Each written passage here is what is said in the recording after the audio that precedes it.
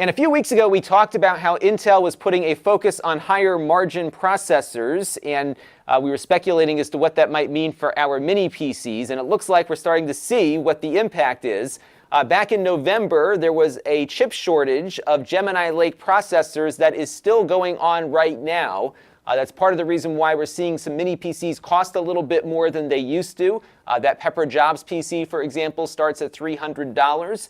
And there are, again, some real issues getting enough chips to satisfy demand for them. And that is going to be continuing through March, it looks like. And we also have the added bonus of the Chinese New Year, which tends to shut everything down in China from a manufacturing perspective for a couple of weeks. So it might be a little bit of time before we start seeing more of these Gemini Lake mini PCs showing up.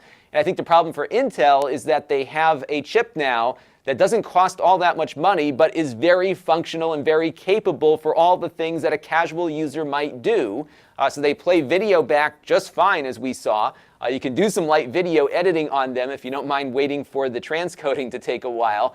And of course, they do great at web browsing and all the basics that people typically do on their PCs. My mom and dad could get by just fine with one of these things, and it really cannibalizes the more higher margin processors like their main Core i3, i5 chips, for example. So we'll have to see what happens with Intel's low end, and maybe this might be an opportunity for AMD to pick up some more high volume business. So we'll have to take a look and see what happens throughout the year, but don't expect to see a lot of mini PCs until about the midpoint when these supplies get built back up.